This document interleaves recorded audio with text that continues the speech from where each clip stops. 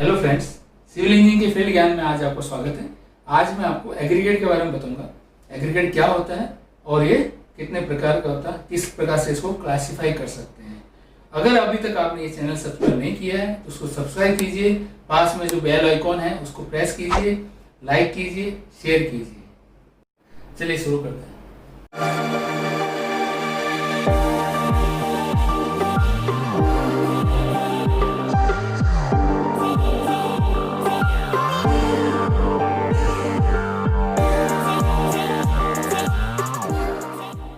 Aggregate aggregate क्या चीज होती है? एग्रीगेट जनरल लैंग्वेज में अगर आप समझना चाहते हैं तो आपने देखा होगा कि कोई भी कंक्रीट या मैसोनरी या प्लास्टर का जो मिक्सचर बनाते हैं उसको मोर्टार कहते हैं। उसके अंदर सीमेंट के साथ क्या मिलाया जाता है? जैसे मोर्टार में सीमेंट के साथ सैंड मिलाई जाती है, इसी तरह से अगर कंक्रीट है तो उसके साथ सीमेंट के साथ क्या होता है? सीमेंट सैंड होती है प्लस कोर्स ऑग्रेड रोड़ी जिसको कहते हैं, रोड़ी या गिट्टी जिसको कहते हैं। तो ये जो रोड़ी है, गिट्टी है, ये सैंड है, बालू है, रेता है जिसको अपन कहते हैं, ये क्या कहलाते हैं? ये कहलाते हैं एग्रीगेट। ठीक है, तो अब एग्रीगेट का अगर अपन टेक्निकल लैंग्वेज में उसको डेफिनेशन बताना चाहेंगे तो क्या होता है? दीज आर इनर्ट और chemically inactive materials which form the bulk of cement concrete. मतलब ये वो मटेरियल होते हैं जो ना तो किसी के साथ केमिकल रिएक्शन करते हैं या ये ना ही किसी के साथ कोई भी केमिकल रिएक्शन या और तरह की कोई रिएक्शन इसमें नहीं होती है, बिल्कुल इनएक्टिव होते हैं। तो और इनर्ट या इनएक्टिव केमिकल मटेरियल होते हैं, तो ये कहलाते हैं एग्रीगेट।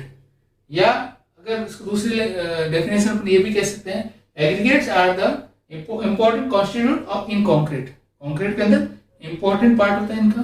ठीक है, they give body to the concrete and reduce shrinkage को रोकता है एंड अफेक्ट इकोनॉमी। मतलब आप कंक्रीट, क्योंकि रोड़ी हुआ, सैंड हुआ, ये क्या होता है? इनकी कॉस्टिंग कम आती है, ये इकोनॉमिकल होता है। इसलिए कंक्रीट के अंदर सीमेंट की जैसे कॉस्ट ज्यादा होती है, लेकिन इसके अंदर एग्रीगेट की कॉस्टिंग कम आती है। तो एवरेज करके वो सीमेंट अपने इकोनॉमिक पड़ती है। और इसमें ये दे occupy 70 to 80% of the volume of the concrete. मतलब 70 to 80% जो है कंक्रीट के अंदर ये जो एग्रीगेट का पोर्शन होता है। मतलब वॉल्यूम जो है, अगर वॉल्यूम वाइज देखा जाए तो 70 to 80% एग्रीगेट होता है। तो ये इस कारण से जो कंक्रीट है वो रीजनेबल रहती है, इकोनॉमिक रहती है। हर आदमी के, हर प्रोजेक्ट के लिए एक रीजनेबल कॉस्टिंग में इससे काम हो सकता है। तो जैसा कि आपको पता है कि जैसे अपन मोर्टार है, मोर्टार मतलब जो चुनाई के अंदर या प्लास्टरिंग के अंदर जैसे अपन क्या लेते हैं, 1:4 का रेशियो लेते हैं, 1:6 का रेशियो लेते हैं। तो 1 क्या होता है? 1 सीमेंट हो गया एंड 4 और 6 पोर्शन क्या हो गया? सैंड। मतलब ये भी क्या हो गया? एग्रीगेट हो गया। ठीक है, तो इसमें ज्यादा वॉल्यूम किसका हुआ? एग्रीगेट का। इसी तरह मोर्टार, इसी तरह से अगर कॉन्क्रीट है तो कॉन्क्रीट में क्या हो गया? जैसे 1:2:4 है तो 1 पोर्शन क्या हो गया? सीमेंट, 2 पोर्शन क्या हो गया? फाइन एग्रीगेट, और 4 पोर्शन क्या हो गया? Coarse aggregate.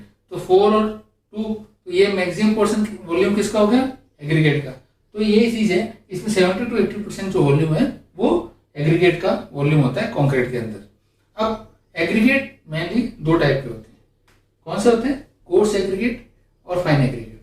आपको सीधी डेफिनेशन आपको ध्यान होनी चाहिए, और फील्ड में भी आपको मैं बताऊंगा कोर्स एग्रीगेट और फाइन एग्रीगेट क्या होते हैं। अब कोर्स एग्रीगेट क्या होता है?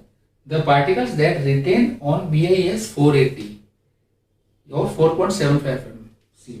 मतलब क्या हो गया है कि जो पार्टिकल्स 4.75 mm से बड़े होते हैं, या जिसको ब्यूरो ऑफ इंडियन स्टैंडर्ड जो सीव होती है उसने 480 जैसे मार्क नंबर दिया है, तो उसके ऊपर बच जाना चाहिए, उसके ऊपर रहना चाहिए। मतलब उसकी साइज जो है 4.75 mm से बड़ी होगी तो वो होगी कोर्स एग्रीगेट। तो ये आपको टेक्निकल जस्ट आपको ध्यान होना चाहिए कि the particles that retain on BIS sieve 480 और 4.75 mm सीव। ठीक है, और इसके एग्जाम्पल क्या हो गए?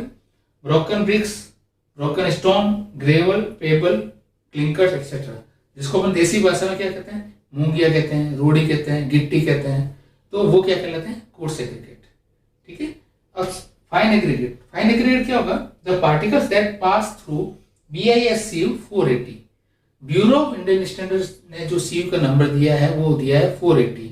उस 480 सीयू को या 4.75 mm सीयू से पास हो जाता है, मतलब जिस पार्टिकल की साइज जो है 4.75 mm से कम होती है वो काउंट होती है फाइन एग्रीगेट के अंदर।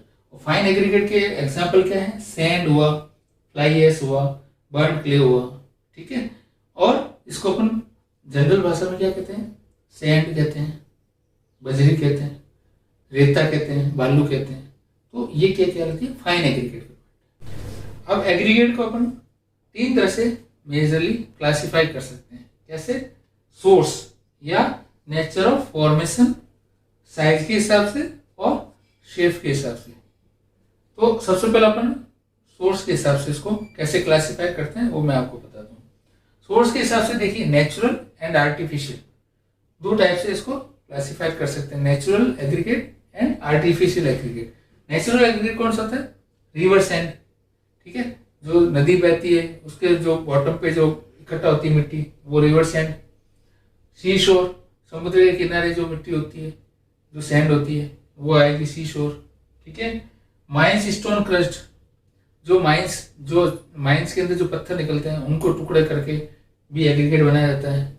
फिर रॉक्स, जो चट्टान होती है जैसे ग्रेनाइट की हुई, बेसाल्ट की हुई, लाइम स्टोन की हुई, मार्बल्स की हुई, उससे भी एग्रीगेट बनता है। फिर आर्टिफिशियल में क्या होता है? ब्रिक बेड्स, जो ब्रिक्स होती है उनके जो टुकड़े होते हैं उनसे भी अपन एग्रीगेट बना सकते हैं। फिर स्टील वेस्ट, जो स्टील के जो रीरोलिंग मिल्स वगैरह होती है उनसे जो वेस्टेज होता है उससे भी ये मिलता है, आर्टिफिशियल अपन एग्रीगेट बना सकते हैं। फिर मैग्नेटाइट होता है, क्लिंकर्स होते हैं, ठीक है। सॉडस्ट, जो लाइट वेट कॉन्क्रीट बनाते हैं उसमें सॉडस्ट मतलब क्या होता है? लकड़ी का जो बुरादा होता है उसको भी अपन यूज करते हैं। तो ये आर्टिफिशियल और नेचुरल किससे होगी? सोर्स के हिसाब से इसको क्लासिफाई कर सकते हैं। फिर साइज के हिसाब से क्या हो गया?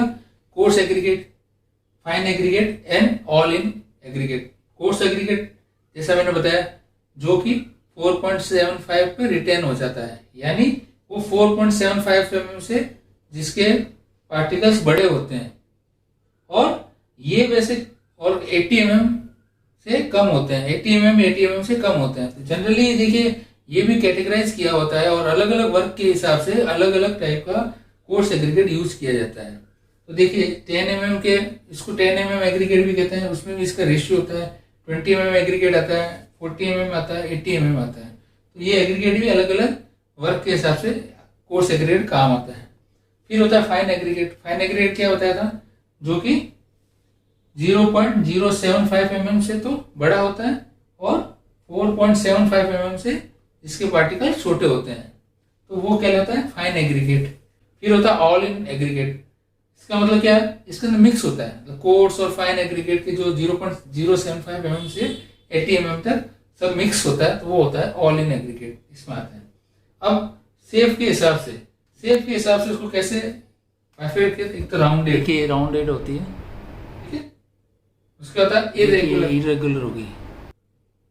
फिर एंगुलर, देखिए एंगुलर होती है इस टाइप से, और फ्लैकी, देखिए फ्लैकी होते हैं। इस टाइप से शेप को भी 4 तरह से अपन क्लासिफाइड कर सकते हैं। फ्रेंड्स, अगर ये वीडियो आपको पसंद आई है तो उसको सब्सक्राइब कीजिए, पास में बेल आइकॉन है उसको प्रेस कीजिए, लाइक कीजिए, शेयर कीजिए और कमेंट बॉक्स में जाके कमेंट लिखिए। Thanks for watching.